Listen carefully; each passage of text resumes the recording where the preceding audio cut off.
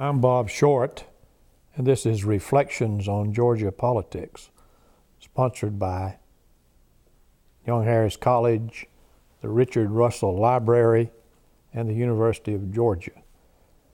This is a part of our oral history series on Georgia's First Ladies. And our guest today is Mary Barnes, 80th First Lady of Georgia and wife of former Governor Roy Barnes. Welcome, Mary. Thank you for having me. We're anxious to hear about your life before you became First Lady. That was so long ago, I'm not sure I remember too much about it. Let's see. I was born in Cobb County, but lived in Cherokee County for the first 10 years of my life. My parents and I lived with my grandmother, who was ailing somewhat, and so Mother felt she needed to stay there, and which was a fun time for me because my grandmother and I played together. I have a lot of fond memories of that. We lived at the edge of a lumber yard, and a lot of my friends were the daughters of people who worked in the lumber yard.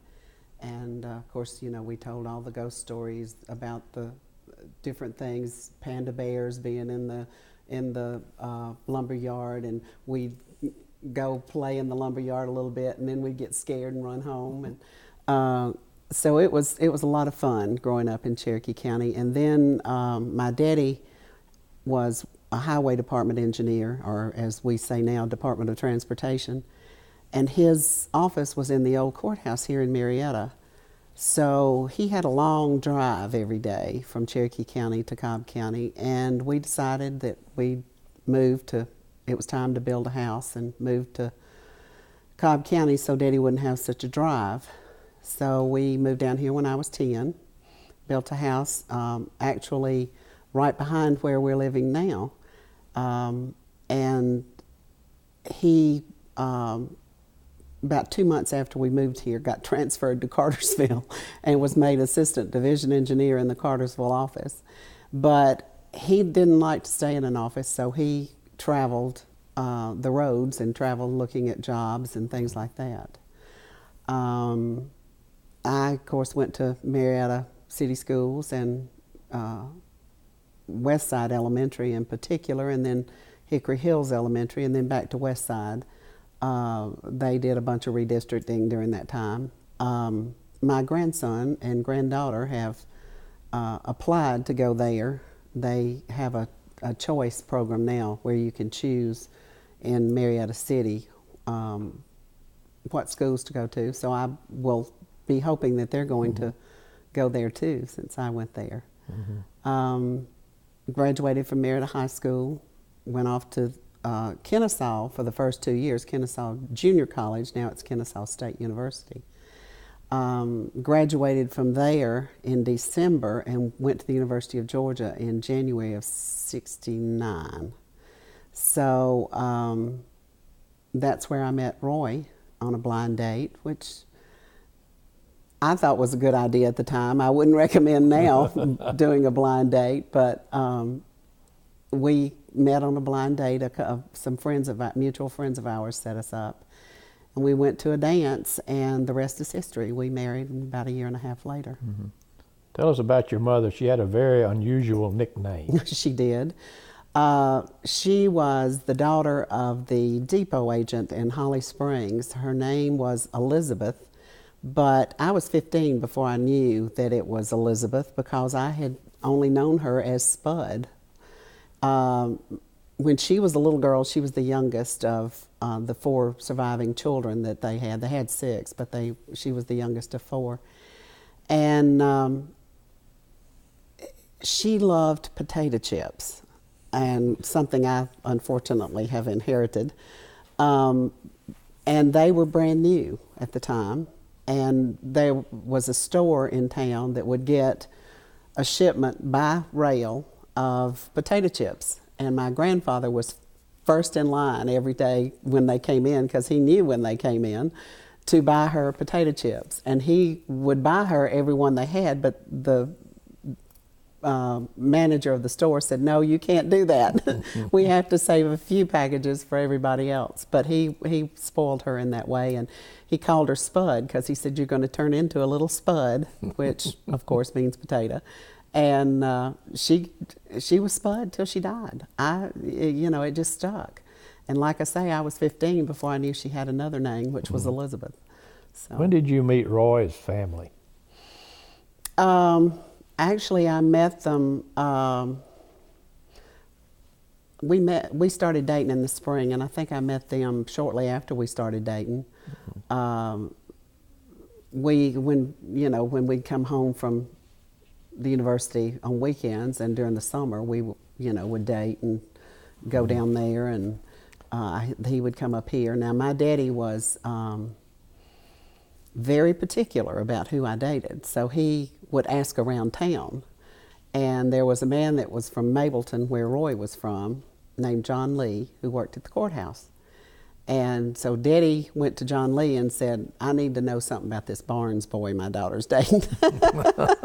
And of course he gave him a glowing report, and that made Daddy happy, and it made me happy, and so Daddy was happy with that. Daddy had actually met Roy's father during some highway negotiations about building some roads. He had some property that, now this was before Roy and I started dating. They were building the widening Floyd Road, and they were building an extension to tie it into Gordon Road at the time, Mapleton Parkway now. And he met his daddy at that particular time, and so he knew him before I knew Roy. He knew Mr. Barnes. Well, tell us a little bit about the Barnes family. Interesting, curious folks. They ran a hardware store. There were quite a few of them too, but two in particular that I remember, and that was Roy's daddy and his Uncle Felton, both of whom ran hardware stores right next to each other in Mableton. And so that's where everybody went during the time that Roy was growing up. Everybody that campaigned politically came through and campaigned at Barnes Hardware, at the Barnes stores. And so that's how Roy got interested in politics. Now, the closest I came to politics growing up was in my teenage years. I did work on a few campaigns with some friends of ours who did volunteer work, and there was always some cute guys working on campaigns, so I kind of volunteered my time too. Little did I know that I would be married to a politician and and be doing these sort of things all my life after that. But Daddy he worked for the highway department, couldn't get involved in campaigns at the time, so the only thing we could do is we would go to the courthouse and listen to returns, because back then, of course, they didn't broadcast the returns, and you got them through going to the courthouse. We would go up there and stay till real late at night, and I loved it. I thought it was really interesting, and the people were all interesting. Little did I know that Roy's dad and Roy were there too at the same time. I never met him, but they were there. One of the other things that I think is kind of interesting, when I was in high school, on Sunday nights we would go to a place called Shaw's Barbecue, and it was out on 41, which was the big main road then, and it was the best place to get hot dogs in the whole county at the time. And we would go out there on Sunday nights and eat, and Roy's family would go out there on Sunday nights and eat. Never met then either. And then, interestingly enough, we get set up by two friends who are not from Cobb County and at the University of Georgia, and then we get married after that. How did he propose? I don't remember. Did he get down on his knees? No, I think we just kind of always knew we were going to get married after a certain time. It was just kind of, I don't remember that he did anything other than just, let's set a date and get married. I don't know. But Roy's not generally known for his romanticism. But it's just, we just had so much in common, and we were so good with each other, and knew a lot of the same political people in town at the time. And you were married in 1970. Mm-hmm. He was still in law school. Mm-hmm. He had finished a year of law school. He's the same age I am, but he finished undergrad school in 3 years. And so it took me 4 to finish undergrad school. And then he went on to law school right after he finished. Did you think after your wedding that he would ever be governor of Georgia? I never thought about governor. I knew he was interested in politics, and I knew he probably would run for office, but we were thinking maybe, councilman, or I am, councilman or mayor or something like that, but never governor. Never did that cross my mind. Well, in 1974, at the age of 26, 2 years out of law school, he ran for the state senate. What were you doing then? We had a year-old child. I was busy trying to learn to be a mother at 26? Yeah. And he came in and said, I want to run for the state senate. And I said, okay, what do I have to do? And he said, well, basically, we'll just go door to door and speak to people and ask them to vote for me. I said, okay. So I ended up, you could have told me I had to cut off my right ear, and I think I would have done it. I was so naive to political life. And I had this child at home, and basically I was good with the hammer, so I made all the yard signs. And so I would sit out in the, we had a big playroom at the time at the house we were living in, and I'd sit out there and make yard signs, and Harlan would sit on the other side of the room playing with his toys, and then, he'd go take a nap, and I'd rest a little while because I couldn't hammer too much with him sleeping. But then I would take Mother or Ms. Barnes, and we would go down the big main roads at the time in his district, and I would go to each business and introduce myself and because you took matches and you took fingernail files and you took cards and stuff, and they would let you put them, and a lot of times they'd let you put a sign up in their windows. And so we would leave these things on the counter. So that's what I did during the first campaign. Didn't have to make any speeches, which made me real happy. And still to this day, I'm not real thrilled about making speeches. I don't feel comfortable doing that.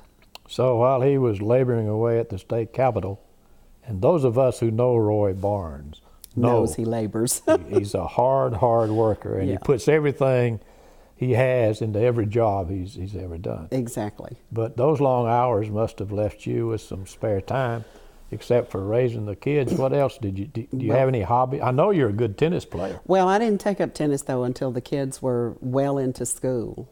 I didn't start that because I had to be there for all the events in the afternoons late that they had, or of course those first few years when they were small, it was basically just staying at home. And Mother was my only babysitter. At that, my father, whom we talked about earlier, passed away a month after Roy and I married. In fact, he was in the hospital in a coma when we married. And I didn't have a lot of babysitters at the time that could keep the kids, so I couldn't do a lot of stuff with them, and I had to pick and choose what I wanted to do. Mother didn't feel comfortable she was a little bit uncomfortable around little kids because she had a lot of arthritis and she was afraid to pick them up and that sort of thing. And so until they got to walking around good and she could hand them a peanut butter and jelly sandwich, she really wasn't real thrilled about keeping them. So it was that was that was what I was happiest doing, and that's what I did. And I just was there to make sure that their lives were normal, and that they got the time and got my time as much as they needed. And Roy came to as much as he could, but like you say, he was busy long nights down at the Capitol. And but he came home every night to us. So, well, he served 16 years in the Senate, and then he decided to run for governor. Yeah. Tell us about that decision. Well, we both thought it was the right thing to do. I was happy to have him do that. I told him I would not be giving any political speeches, which I didn't do. But I did travel a little bit with him. I traveled a little more.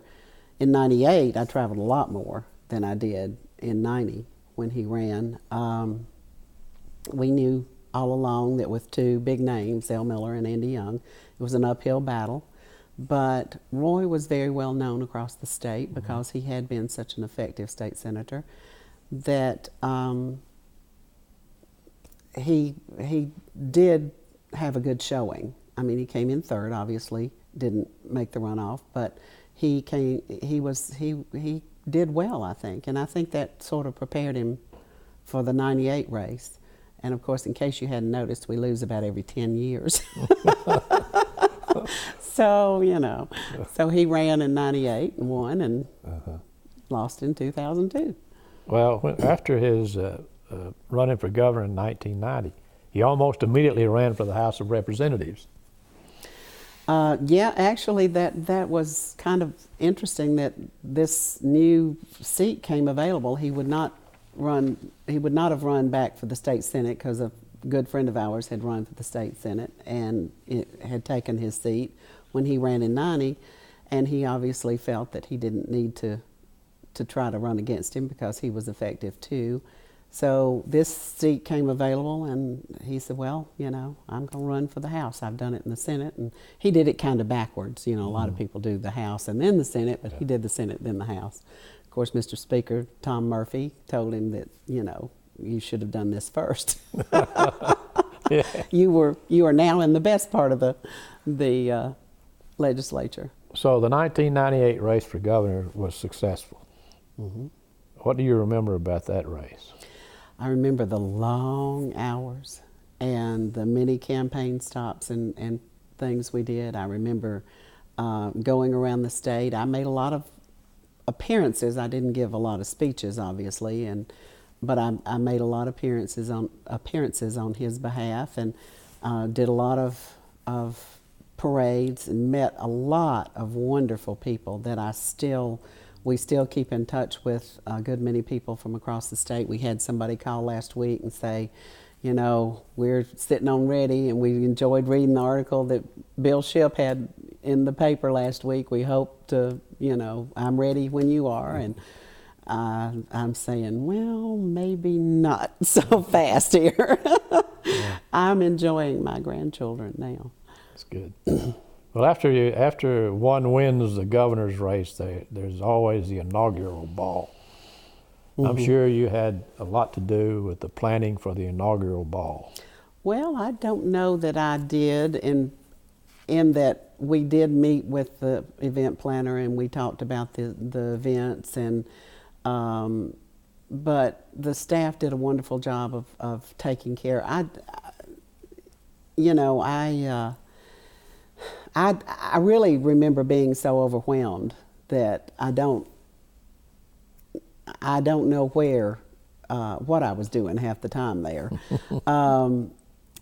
And it was so fast, it had to be done so quickly, and it was just, they were beginning to put me out doing some things, even though he hadn't been governor. Governor Miller's wife, Shirley, was gracious to invite me to go with her on a couple of events and to kind of get my feet wet. I remember the first one was the mayor's motorcade, where the mayors across the state gather toys and gifts for patients at Milledgeville's or at the mental hospitals across the state. but they have a big event down there where they bring the motorcade in and everybody comes out, and the toys are all brought in, and gifts. And then they have the Nutcracker. They perform the Nutcracker using some of the patients, and it's a very touching event. And I think that was started by Betty Vandiver, if I'm not mistaken, and carried on by each First Lady since. And she was there, and Shirley Miller was there, and of course I was there. So that was my first little speech or time to say anything, and so I thanked him for letting me come, and I wished him a Merry Christmas from Mrs. Vandiver from Christmas Past, Mrs. Miller from Christmas Present, and Mrs. Barnes from Christmas Future. And so they all loved that and thought that was a nice thing to do. And that was actually the last thing I did, was the motorcade. So that was kind of a touching thing for me. I thoroughly enjoyed that. Had you thought about what you planned to do as First Lady when you moved into the mansion? Not really. My interest has always been in children. I was a school teacher a couple of years while Roy was in law school, and then we started having children and started having campaigns to run, and I started having to spend more time at home. So that meant that I wasn't teaching. Of course, I had my children of my own that I, felt strongly about their education.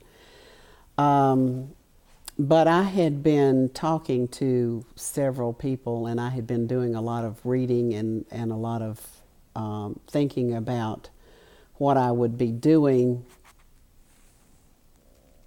what I would like to do if I had something like that to do. It wasn't because I was going to be First Lady, but I was interested in the fact that 90% of a child's cognitive brain development occurs from birth to 3 years of age.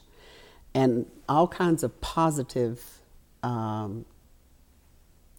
reinforcements or positive experiences lend themselves to this type of development.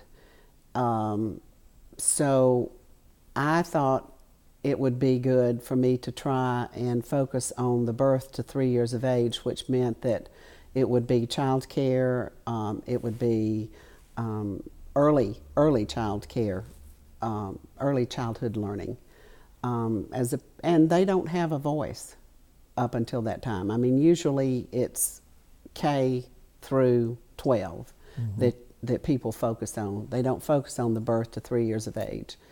And so I thought that might be something natural that I could do, and I love babies. I just think, I just could have babies around me 24 hours a day. I just think they're so special, and there's so much that you can do with them at the young age of even 6 weeks. In fact, our grandson was born in July, and when he turned 6 weeks old, he was in the swimming pool, and he was swimming. Now, you didn't turn him loose, obviously, because he didn't understand about breathing and everything, but he had those natural abilities right there, that natural beginning, and he's a little fish in water now because he's been doing it since he was 6 weeks old. And you think the children are born with the ability to mimic any sounds they hear, so you teach them a foreign language when they're little. My grandchildren watch Dora the Explorer now, and that is a bilingual thing. And many of I'd say the three that are talking fairly well, because I have 2 4-year-olds and a 3-year-old, a 2-year-old, and a newborn. And so the 3 and the 4-year-olds are mimicking are speaking some Spanish. Now, me, on the other hand, if you were to try to teach me those words, I have watched every episode and I can't repeat any of them. I mean, so the earlier you start in that field, I think is so much better for children and gives them such a better start, and will make it easier if children have these experiences to close the gap in the future when they're in school. Incidentally, is there a protocol for being First Lady? There's nothing in the transition manual that helps you. Did anyone explain to you what was expected of you? Not at all. And I think any First Lady can do the things she wants to do. Obviously, I had I had a daughter in law school. I had a daughter in getting her undergraduate degree. We still had things to do with them that I, in particular, wanted to take part in. Alyssa, our youngest, was playing sports over at Sanford. She was playing intramural sports, so I would go over occasionally and do things with her. I went over and was her mystery reader when she was doing some of her student teaching.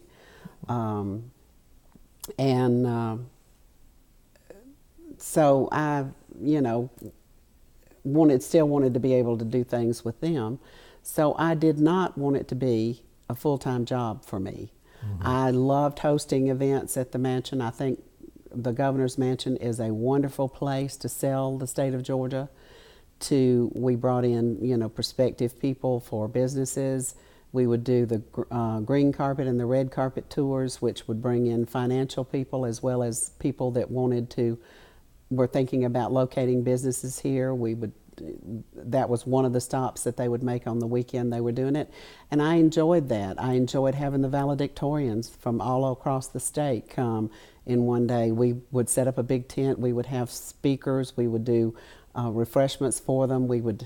It was a 6 hour, well, it was actually an 8 hour day with 2 hours for us to rest off our feet, because we would stand up for 3 hours, make pictures, and then eat lunch and rest for 2 hours, and then do it another 3 hour period after that. Mm-hmm. But I enjoyed using the Governor's Mansion to show off the state, because it is a state treasure.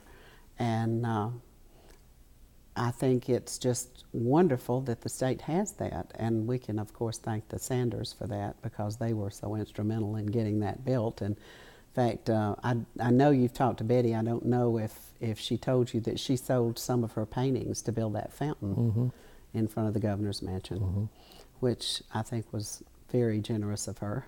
How did your children adjust to having a father who was governor and a mother who was First Lady? I don't know that they ever really adjusted.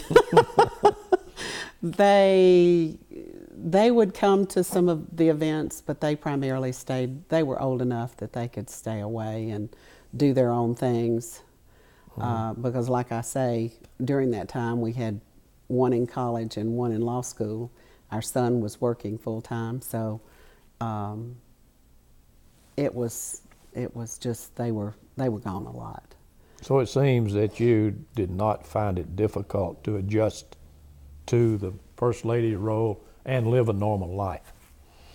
No, but then again, political families are so open, and all of my adult life has been spent in political life. So what's normal for me may not be normal for most people.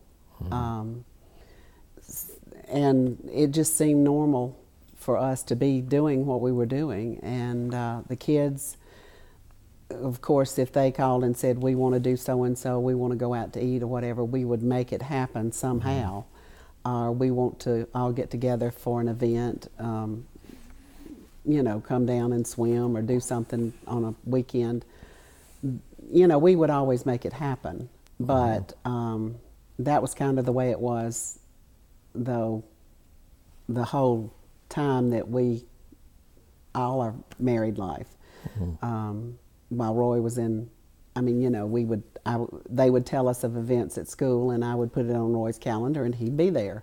It was just one of those things where we would make time for the children, and he wasn't there as much as he would like to have been. I don't think all of that was politics. I think a lot of it too was just working, because he works so much as you said earlier, he puts everything he can into everything he does because he thinks that, you know, he obviously loves what he does or he wouldn't put that much time into it.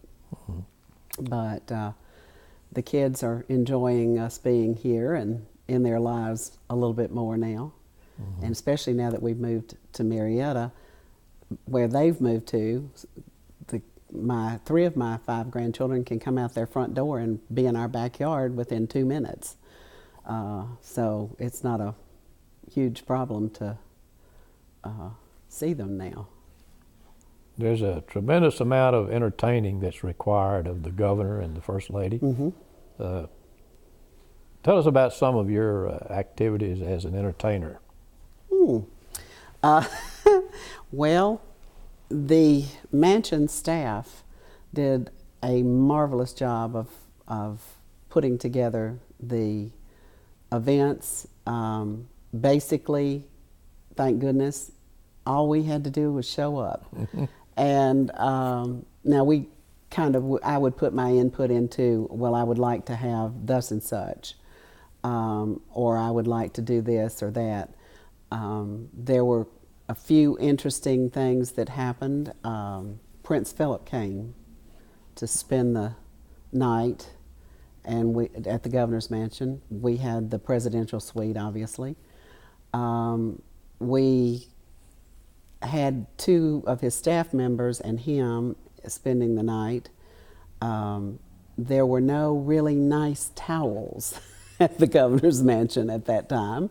So I went and used my own money to buy some nice towels so that, you know, we could have them hanging on the walls. And we were waiting for him to arrive, and I realized the staff had left early that day, the cleaning crew. And I realized that the front porch hadn't been swept off. So my son was sent for a broom. He was down there then, and I said, go get a broom. We're going to sweep off this front porch. So we're out there sweeping off the front porch before Prince Philip gets there. But he comes in, and, you know, we greet him, and he was a very nice person to be around, interesting. I noticed that the next morning when he came down for breakfast, he has his coat unbuttoned, and he's got this big diaper pin as a pin to hold his tie in place. And it's actually an old-fashioned diaper pin. And I guess that's why it stays in place when he puts his hands behind his back like he does, and he's got his coat buttoned, and his tie always stays in place. Now Roy's goes from one end to the other, and along with his rumpled hair that he always had problems with. You were an elementary school teacher, you said, so I guess that reflects in some of the projects that you undertook while you were First Lady. Yeah. We'd like to know more about your Georgia Early Learning Initiative. Well, primarily that was geared toward childcare facilities, in that birth to 3 years of age area that we talked about earlier. In the child care facilities in Georgia, there's not a lot of regulations and not a lot of, I wanted to see them brought up to learning, to a learning facility as opposed to just a babysitting facility. And a lot of the child cares were just babysitting facilities. Because so much learning can go on between that birth to 3 years of age, the standards that we were setting, and I was working with United Way at the time, was they were going to give increased pay to teachers who went back and got a 2-year certificate, for instance, a 2-year degree, as opposed to just having a high school degree. Their pay would be increased because they're not paid huge amounts anyway, and there's a huge turnover in teaching in child care facilities. we were striving toward getting NACE accreditation for as many as many early learning facilities as we could, child care facilities, offering money for to help parents put their children in child care, low-income parents to put their children in child care, because it gives those parents, well, I'm having a senior moment. Cut that out, obviously. It gives low-income parents who more than likely both parents are working, maybe even 2 jobs, a way to have their child given some form of education before they enter school. A lot of times children of low-income parents are so far behind because they haven't been given positive experiences. I mean, if you've got books and games and toys that are educational in your home because you're a middle-income or a high-income family with disposable time and disposable money, your children are going to obviously have a lot more learning experiences. Well, parents who are low-income do not. And that was why we were focusing so much on child care facilities, so that, not that we wanted the state to run them or anything, we just wanted them to be upgraded to a learning environment. So because they're spending 8 hours of a day there 9 times out of 10, and there's a lot of things that you can do just in feeding lunch that are positive learning experiences. Start talking about nutrition, and start talking about numbers, counting, little individual raisins or something like that. Those types of things that you can do with children that are very important toward their development. You're also involved with the wives of other governors in a program to keep Georgia children alcohol free. Exactly. This is something that I think in particular now, with as much as we see children getting killed in cars from speed a lot of times, but oftentimes there's alcohol involved, and their bodies are still developing, their brains are still developing. You must strive to keep children alcohol free. Now that I've noticed a big problem in colleges, there's all these binge drinking parties and stuff. There were parties when we were at the University of Georgia and whatever, and there was alcohol involved then, but it was nothing, it seems like, compared to what there is today. And in fact, I have a good friend who went to a funeral last week of a friend of hers whose child had been binge drinking and passed out, and evidently had acid reflux and died, as aspirated it back down, and that is so sad. So we have to strive to make children aware that this is not something they need to be doing, not only for their health, but for their safety as well. So that was part of the reasoning behind that. You also provided leadership in a program called Safe Kids Georgia. That's one of the leading causes of death in children, are accidents that can be prevented. Car seats that aren't buckled in correctly. Now, I was a little distressed to hear when we started having grandchildren. Of course, that was the first thing I did, was went out and bought a car seat.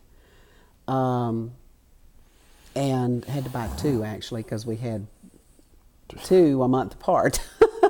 So my children went to the fire station to get it checked, because that's where we were told to go. And they said, "We're sorry, we don't check it anymore. We are not allowed to check them anymore." So I was appalled. I think they have a number of a place that they can get them checked, But if they're not, if people can't go to a place and get them checked regularly, Safe Kids used to provide, in different areas, used to have a day of fun activities where they talked about all kinds of things, but they would check car seats as well, to make sure they were installed properly. Because if they're not, they're pretty much useless. If they're not installed properly, their child's going to fly out the window anyway. But there's so much, so many ways children can get hurt and be killed or die from accidental poisonings, a lot of different things. I remember a time when Harlan was little, our son, we were having the house painted. And my fear was that the painters would leave the windows open and that he would fall out the window. Well, it was in the back of the house, it was really far down. So I had cautioned them, if you're going to paint the windows, leave them cracked, only that, just a little bit. So they did. They were very good at that. Well, I had been so good at teaching Harlan how to brush his teeth that he thought the white paint was toothpaste. And so I saw him get his toothbrush and walk out of the room, and I thought, now what is he doing? So I followed him in there, and he was fixing to put his toothbrush in the paint and put it in his mouth, and I thought, this is oil-based paint. This is not something he should be putting in his mouth. And so I run and grab him, before he can do it. But even little things like that people don't think about. See, I had not thought about it. And so I was really concerned that people become aware of all of these things and given opportunity to learn about these things. They provided, like I say, these fun events that they would teach children how to get out of a burning house, or how to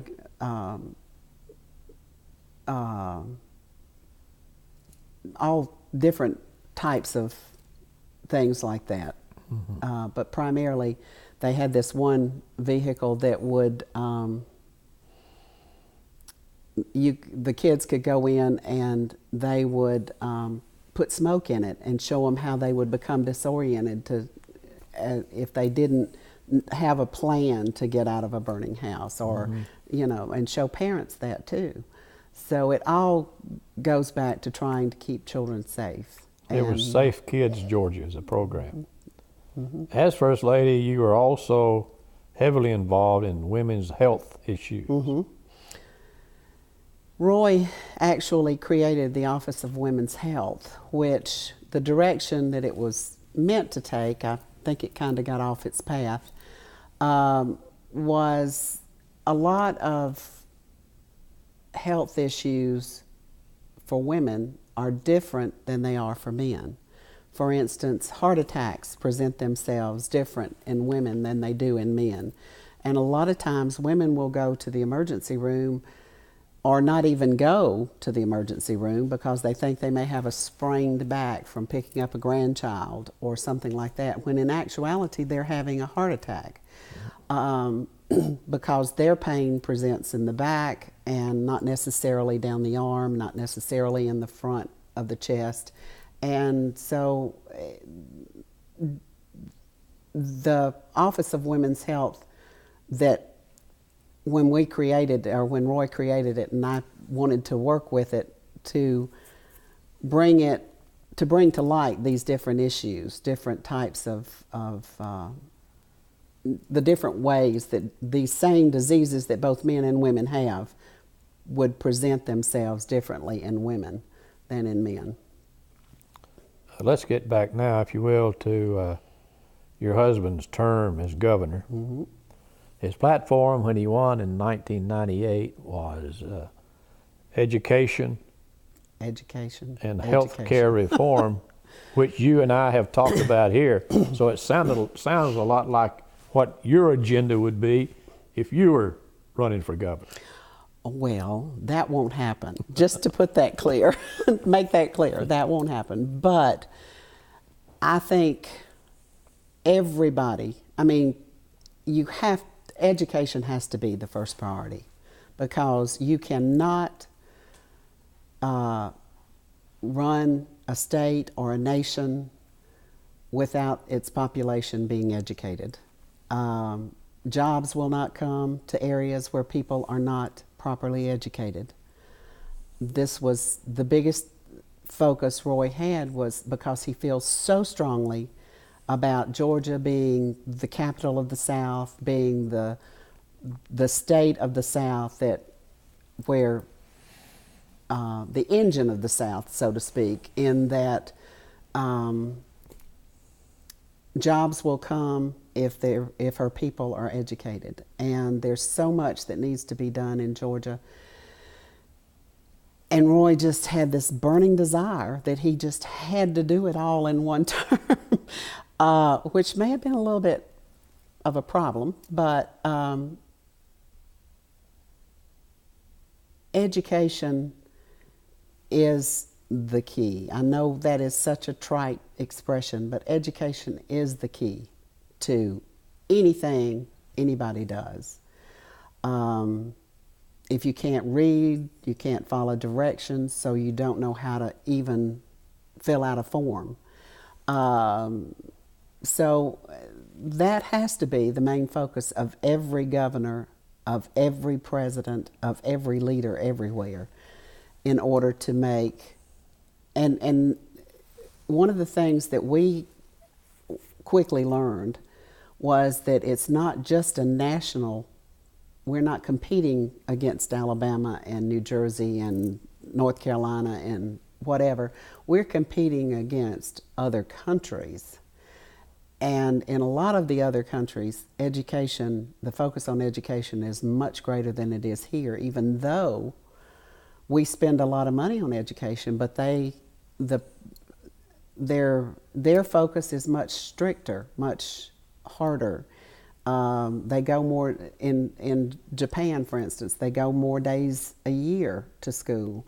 And so it's sort of ingrained in their culture that education is something that has to be done. We take it for granted because we've had it for so long. We've had public education for so long, and I think we take it for granted that it's always going to be there. And you can't legislate what parents do, although that is a big part of what needs to occur when you have education. You need a partnership between the education, the state, and the parents, or the counties, the cities, and the parents. You need that coming together that a lot of parents do, but a lot of parents don't have time to do. I mean, it's not that they don't want to, but like I said earlier, if they're working 2 jobs just to make ends meet, then a lot of times they don't have time to put the emphasis on education that they even would like to. But it can be done. It's been proven with different things. KIPP academies, which was one thing Roy was real interested in. They do some absolutely phenomenal things in these KIPP academies. That they have kids coming longer hours in a day. They have kids coming on Saturdays. They have parents that have signed agreements that they're going to make sure they're there every day on time, and everybody can learn, and everybody has the opportunity to learn. And I mean, there's some phenomenal things going on in education out there in different areas. It's just putting it all together into one program that's always the hardest. In my mind, there are 3 major contributions that Roy Barnes made to the state of Georgia. One is our new flag. Mm-hmm. Had he not done what he did, we would not have the flag. Mm-mm. Secondly was his willingness to take on Georgia's transportation mm-hmm. and education problems. And thirdly, his formation of a commission to solve our water problem. Mm-hmm. Now those are what I think were his accomplishments. What do you think were his greatest accomplishments? Well, I agree with you about the flag. I do not believe anybody else could have made that happen. Maybe that was his his intention for being there. Who knows? I definitely believe that the transportation and the water situation was something that had to be addressed and still needs to be addressed. Obviously, with the drought that we've been having, Roy had online something like 5 reservoirs coming online in the next few years. That all got put on hold, and the transportation is still a problem. You have to, these are just all parts of a huge net that weaves the state together as one viable entity. And unless it's done and done quickly, well, first of all, it takes a long time to build a reservoir. It takes a long time to build a road. You can plan for it today, but it may be 10 years from now. And by that time, your population has grown and enlarged so that you need to do more.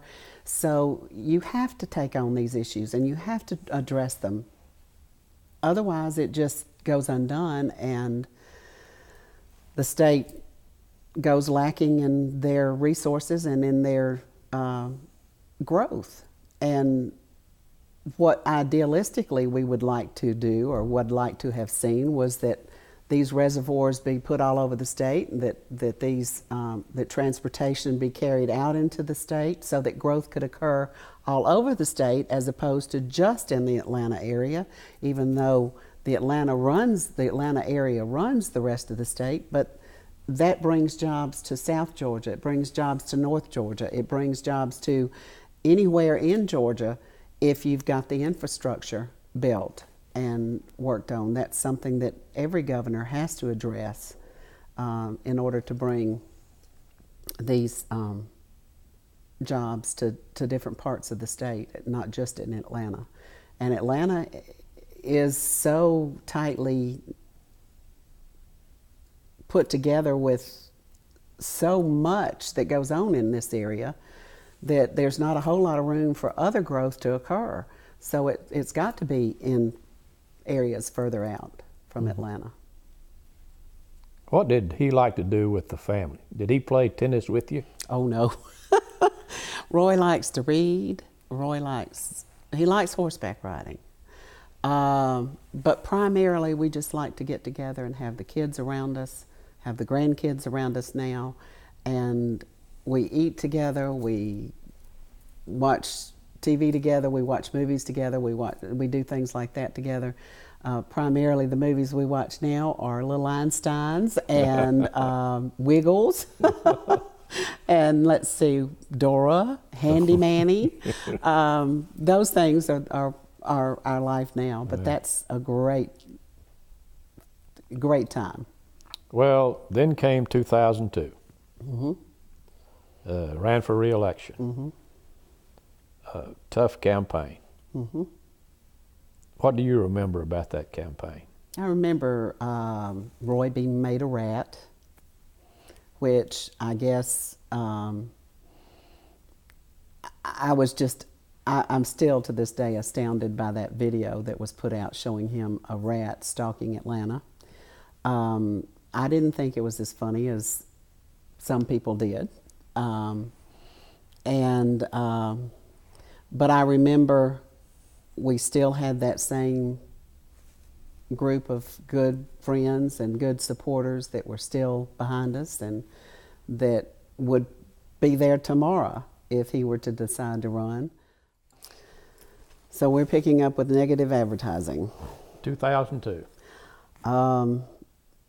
It's awful.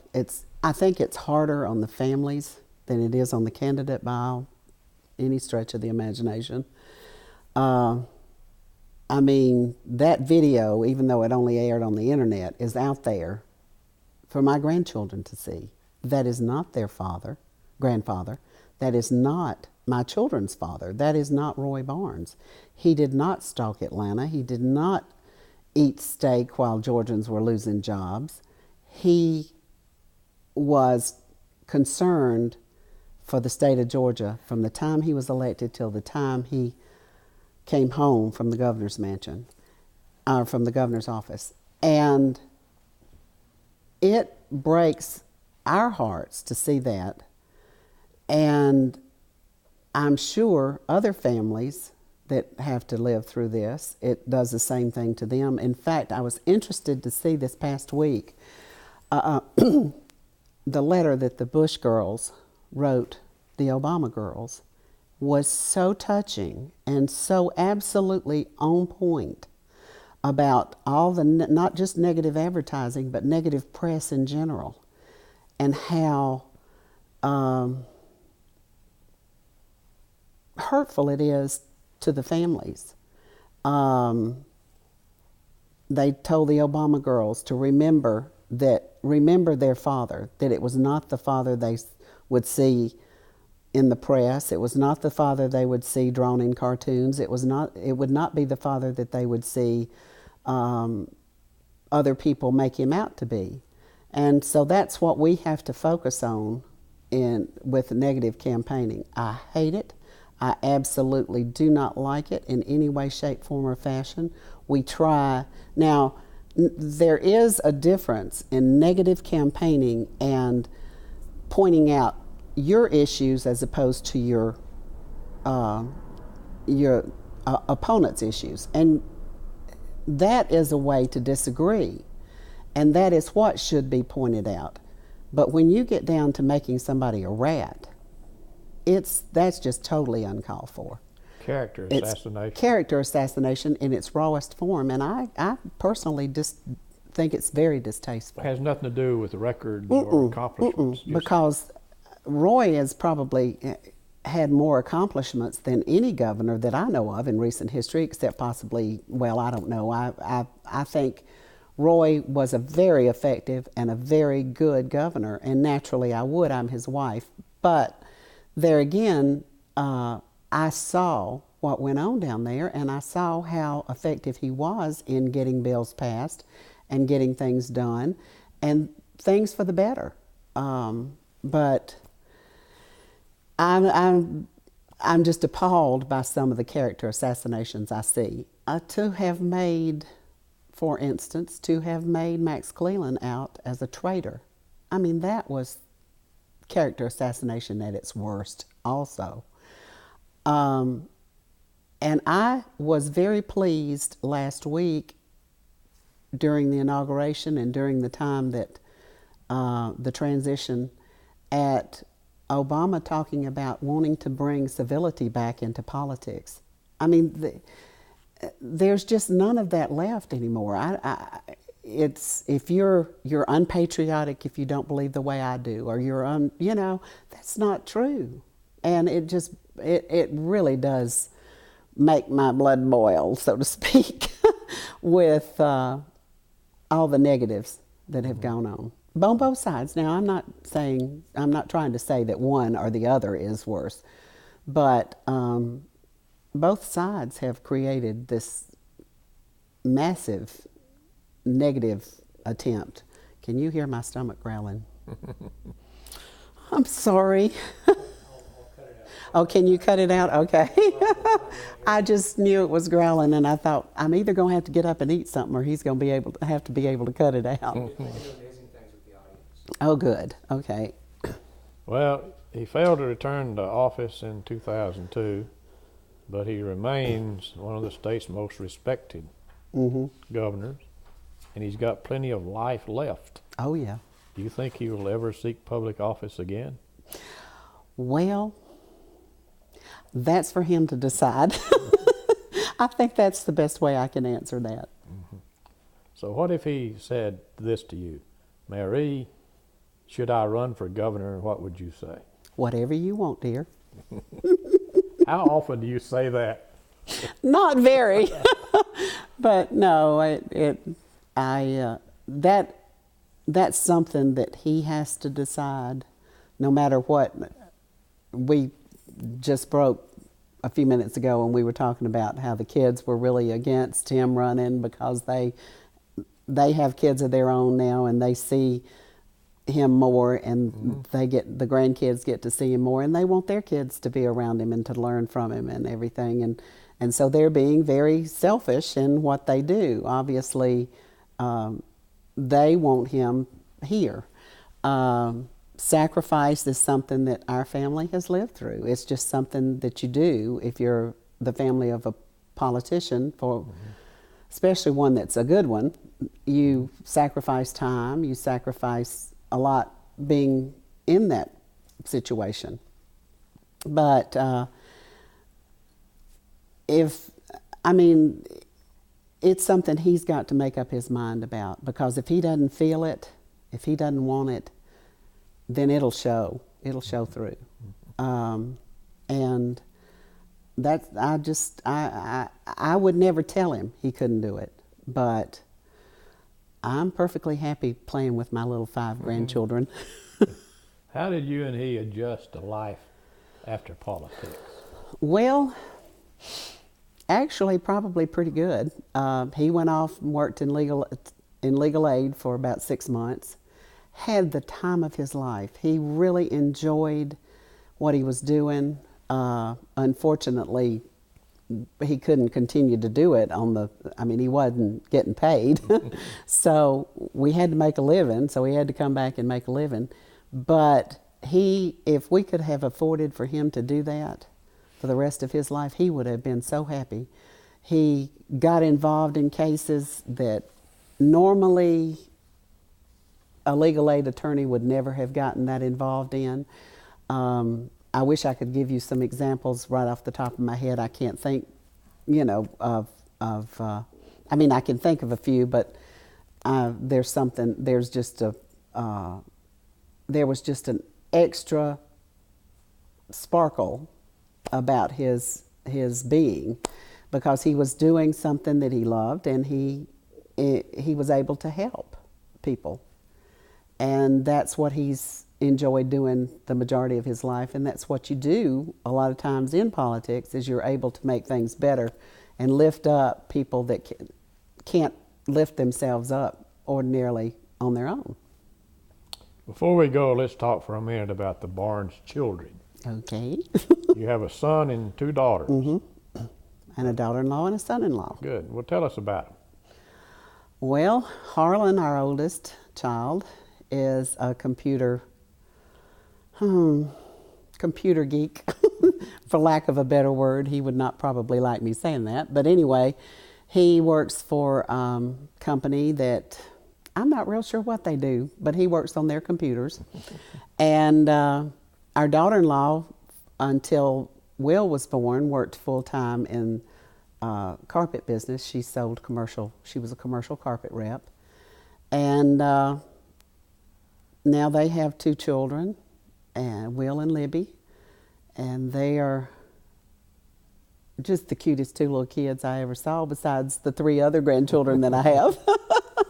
Then we have a daughter, Allison, who is an attorney, and her husband, John, who is also an attorney. They both work at the Barnes Law Group. We have a daycare, which was one of Roy's big initiatives early on, was tax breaks for on-site childcare. And so he's practicing what he preaches. He put an on-site childcare. We have a nanny, and she brings her daughter, and we have our 2 girls, soon to be 3 girls in it.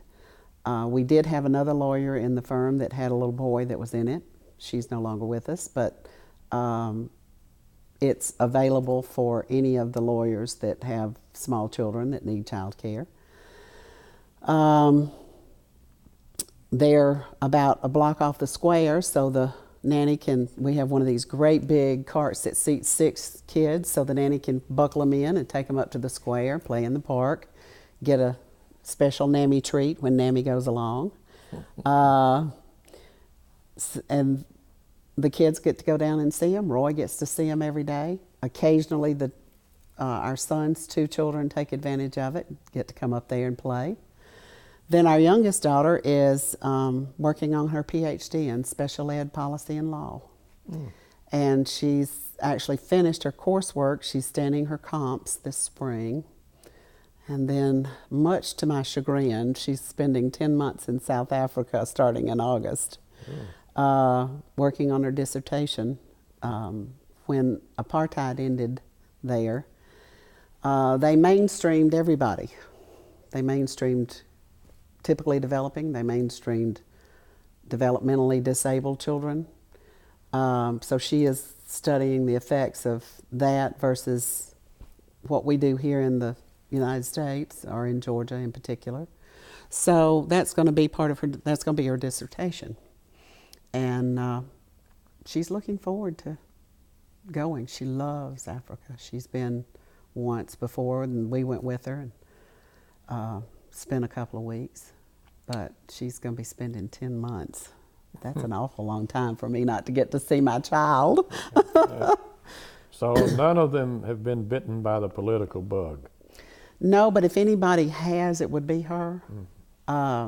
She, now that her daddy's not in politics anymore, she doesn't feel obliged to keep her opinions to herself. So she has shared quite a few in the newspaper. She wrote one in the Red and Black about, well, we won't get there, but she had one published in the Red and Black, and it sort of made its way to the local paper. But no, none of them have especially the two older ones. You certainly had a very exciting life, Mary. As you look back over it, is there anything that you would have done, or is there anything that you didn't do that you would like to change today? No, not a thing. In fact, that was the one thing I told the staff when in the governor's office when Roy got elected. I said that I wanted to do as much as I could and still have time with the kids. And I wanted to do as much as I could with Roy, because I could contribute a little to his life there, whereas in the legal profession, I don't contribute that much. And I felt like if I could contribute and do some things there, I wanted to do them, because I didn't want to wake up in 4 years if he didn't get reelected, which he didn't. If I didn't want to wake up the morning after and say, gee, I wish I'd have done that, you know, and I don't. And I think that made coming home a lot easier, because I think Roy did a great job. I did a fairly decent job. I wouldn't say that I was not the most effective First Lady, but then I did what I wanted to do. And I look back with it fondly, because it was the most wonderful experience I think I could have had. I think it was a good experience for the children. Even though they didn't participate in a lot, they still got to do some things that other children wouldn't ordinarily get to do. And it's a once in a lifetime thing. But and I tease about the fact that I'm really not the 80th First Lady. I'm really the 79th First Lady, because wasn't it Dick Russell that didn't have a wife? He didn't have a wife, but his mother. I know his mother did, but he didn't have a wife, so actually I could be considered the 79th First Lady. No, I'm only kidding. But I used to tease Roy that I was the 79th. He was the 80th governor, but I was the 79th First Lady. But, and it's just like when the day, one of the days we moved, right after we moved in, of course Roy and I cut up a lot. That's just something that we do. We are smart aleck back and forth to each other sometimes. And one of the things, when Shirley Miller had left a box about the furnishings, and it had keys to the mansion on it in it. So when I found it, I picked them up and I went into Roy and I said, I have the keys to the governor's mansion, so you better be nice to me. And Roy was reading the newspaper and he never looked up and he said, but I have the National Guard. So we kind of left it at that. We didn't, but no, it was an interesting time, and we tried to enjoy it as much as we could. And I don't regret anything. I have 3 happy, well-adjusted children and 5 grandchildren now, and I could not ask for anything better. So Well, we certainly enjoyed having you. Well, I've certainly enjoyed being here. I hope you cut a lot of it. And I want to thank you on behalf of Young Harris College and the Richard Russell Library, the University of Georgia, and myself Well, good. for being with us. Well, I've enjoyed it. Thank you. The 2 of the things that I'm most proud of that we did while I was there, there was a WSB did a special on all the living governors and first ladies at the governor's mansion. They called it the house that Georgia built, and historically there's so much that went into it, and with all the living governors that were there at the time, it meant so much to have that much history in one place to me, and in particular to Roy, because he is a history major. But they interviewed each governor and first lady, and then we all sat around the dining room table and talked about life in the governor's mansion. Some of the governors at that time had not lived in the present governor's mansion. It was talking about building that present mansion. So they talked about how it came about and all of the work that went into doing it. Then the other thing that I'm proudest of was the newborn hearing screening program that Roy implemented. I will have to say at my nudging, our youngest daughter played basketball with a young girl who was deaf. They call the plays in sign language. Alyssa learned sign language as a result of it. It's part of how she got into special ed. And her story was that her parents did not realize she was deaf until she was almost 2 years old. And it goes back to that birth to 3 years of age. If a child can't hear what you're saying to that child, the child doesn't know how to form words, does not understand commands, does not understand a lot in learning. Now, there's a lot you can do. Primarily, the biggest thing is the cochlear implant, that if you find out a child is profoundly deaf, that can be put in early on. I think that the FDA has approved it, I know, to 12 months. It may be approved now to 9 months. I'm not real sure about that. But the cochlear implant can give them an early start on hearing, and they, by the time they're in school, really don't understand that they didn't hear. They are hearing normally like you and I hear. The older they get, the harder it is to transition to, because they haven't heard these sounds, and what they have perceived as hearing over the years is not the way they actually hear. So that was one of the things. I heard story after story after story of parents who did not realize their children were deaf until they were about 2 years old. Now, there is a little bit of a controversy. There are a lot of hearing impaired families that believe that hearing impaired children are not, it's not a handicap, and it really isn't, because they can perform well in society without it. But it's an opportunity for children for families to make a decision. But that, and one other thing that I was doing with newborns, we were working with Marcha Dimes and Department of Human Resources, primarily public health, to increase metabolic screenings on newborns.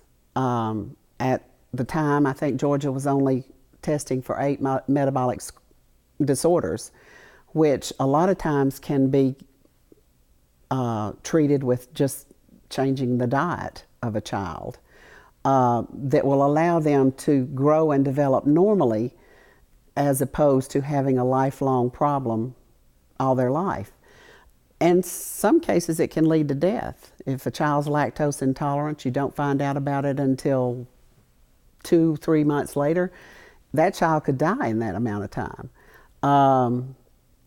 We were trying to get it increased to 30 metabolic disorders. But not only just testing is a part of it, but there has to be a network set up for parents to learn how to treat these disorders, to learn what to do. And so buying the machines, which were expensive, they were about $500,000 a piece, was not the hardest part. The hardest part was setting up that network for parents to notify them, because a lot of parents would have a child here. Maybe they might be gone into labor from another state and they delivered at a hospital and their child was tested. Then you've got to follow up with that child. You've got to notify those parents, that child has this disorder and get them a way of getting some help. So we were working on that. Now, I don't know where that is now. Unfortunately, I've been out of the loop for too long, but it was well on its way to being put into place, and I was real pleased about that. So those were actually 3 things, not just 2, but 3 things. And in fact, going back to the newborn hearing screening, the Miss America that was deaf, Heather Whitestone, I believe was her name,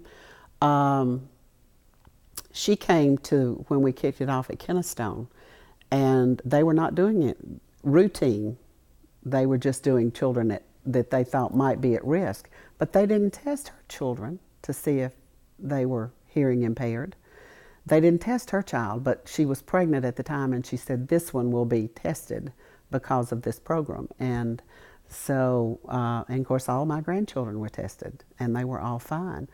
And there may not be but 1 in 500 children born that's deaf, but that's one child that can be given the gift of hearing and of learning that might not otherwise, might hold back those other 500 children because of problems that child incurs from being upset about not being able to hear, not knowing what's going on, all kinds of things, disruptions in the classroom that can be caused from that sort of problem.